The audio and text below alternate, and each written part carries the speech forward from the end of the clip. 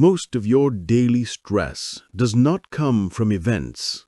It comes from people, from their moods, their criticism, their expectations, their chaos. You can wake up with calm intentions and lose them within minutes after a single interaction.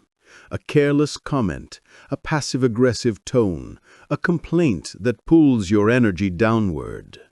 Seneca understood this better than most.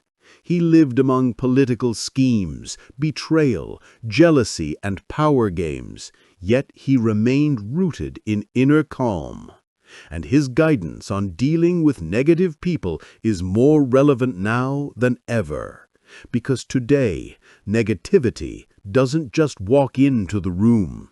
It lives in your phone, in your notifications, in your comment sections, in your inbox. Seneca's wisdom doesn't teach you how to control others. It teaches you how to become unreachable by their emotional noise. One of the first truths Seneca would want you to understand is that negative people are not powerful because of their words. They are powerful because of your reaction. The moment you feel your chest tighten, your mind race, your mood drop, you have already handed them control. Negativity only completes its journey when it lands inside you. Until then, it is just sound waves in the air. You don't suffer because someone is bitter.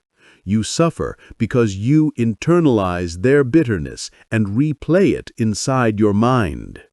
Seneca would say that you must draw a boundary, not in space, but in perception.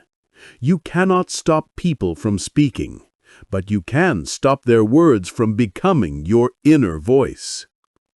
He also warned against expecting kindness from everyone. Expectation is often the hidden source of disappointment. When you believe people should be reasonable, fair, appreciative, or kind at all times, you set yourself up for frustration. Not because you are wrong about how people should behave, but because you misunderstand how often they fail to live up to that standard. Seneca believed peace begins with realism.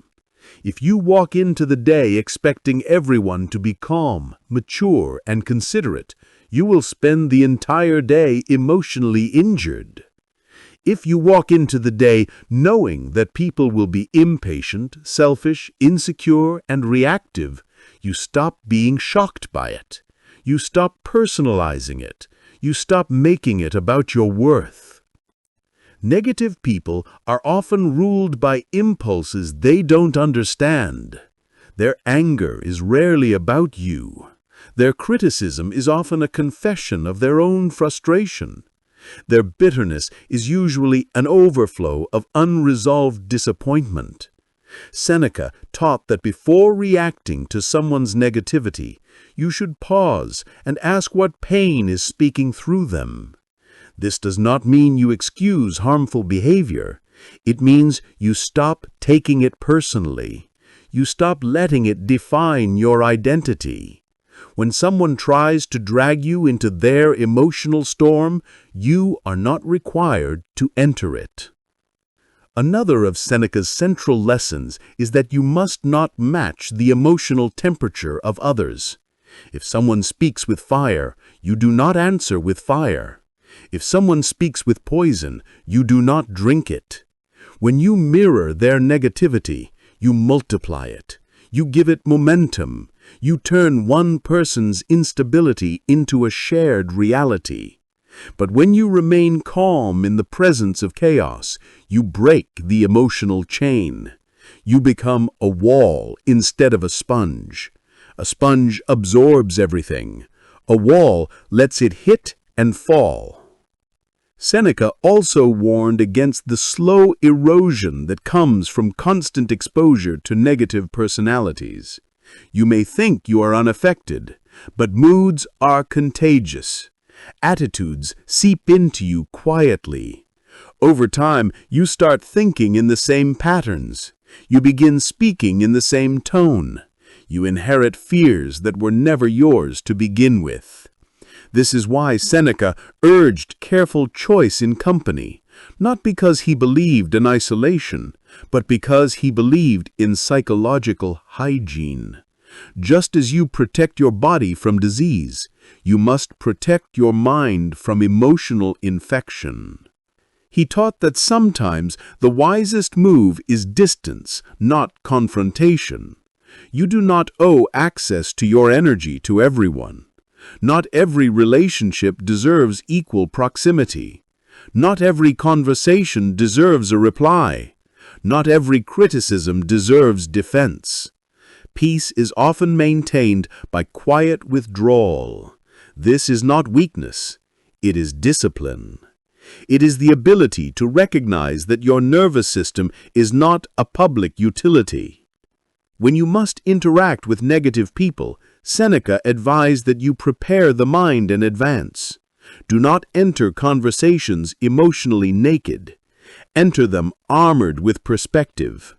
Remind yourself before the interaction begins that the other person may provoke, criticize, complain, or attempt to dominate emotionally. When it happens, you are not surprised. You are not caught off guard. You are ready. The blow that is expected lands lighter. He also cautioned against arguing with those who are not seeking truth but seeking victory. Some people argue not to understand but to dominate. Engaging with them is like stepping into quicksand. The more you struggle, the deeper you sink. Silence, in many cases, is not surrender. It is strategic detachment. It is choosing not to feed the fire that wants your attention. Seneca believed that one of the greatest freedoms in life is the freedom from being emotionally hijacked. Most people live as emotional hostages. Their mood is ransom to whoever speaks to them last. Their peace depends on whether others approve or criticize. Their self-worth rises and falls with the tone of external voices. This is not strength. This is slavery. True power is being able to receive insult without shrinking, criticism without collapsing, and hostility without becoming hostile in return. He also warned against becoming what you hate. This is one of the most subtle dangers of dealing with negative people. You spend so much time resisting their behavior that you slowly imitate it. You become sharp because they are sharp. You become cynical because they are cynical. You become guarded because they are guarded. Seneca would remind you that your character must not become collateral damage. The purpose of strength is not to harden into bitterness. It is to remain virtuous under pressure. It is also crucial to understand that negative people often feed on reaction.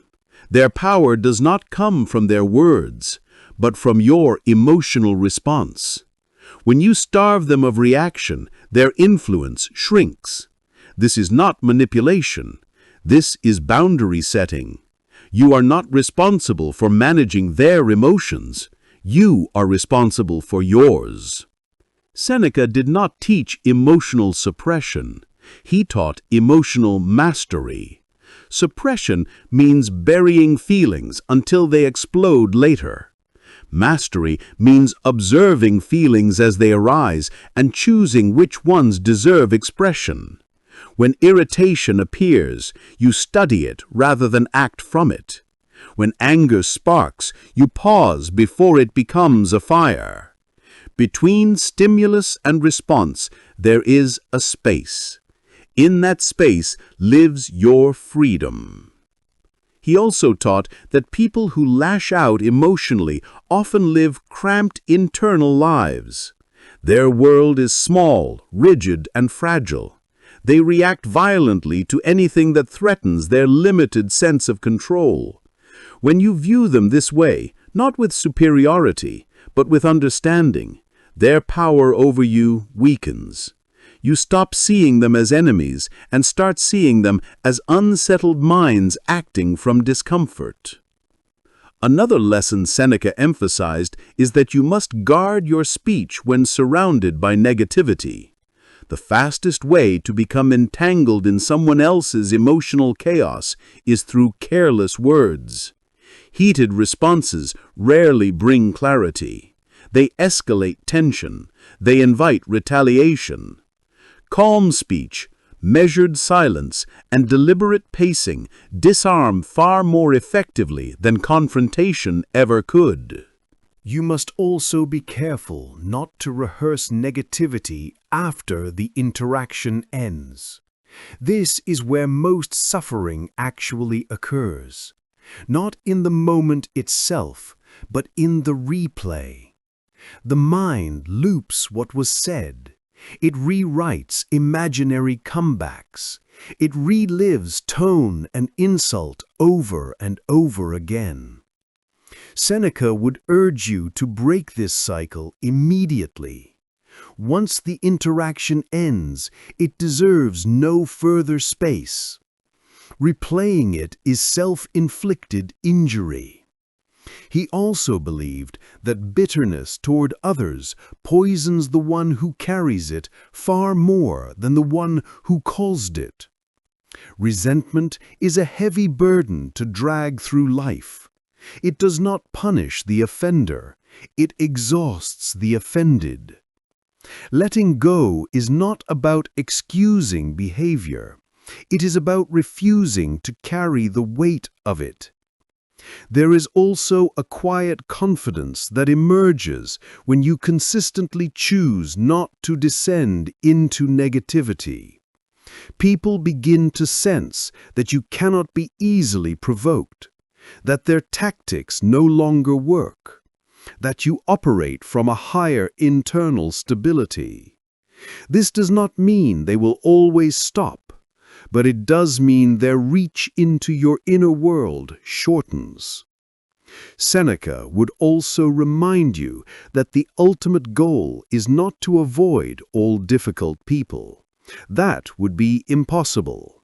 The goal is to become internally fortified enough that difficulty cannot destabilize you. When you no longer fear emotional turbulence, you move through the world with a quieter authority. The final lesson Seneca leaves us with is this: you do not master the world by conquering others. You master the world by mastering yourself. Every negative person becomes a test, not of your patience, but of your philosophy. Not of your endurance, but of your discipline.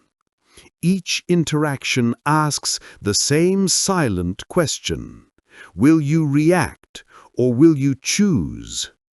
And when you choose calm in the presence of chaos, you are no longer a victim of circumstances. You become the author of your own state of mind. That is the Stoic advantage. Not control over people, but freedom from their control.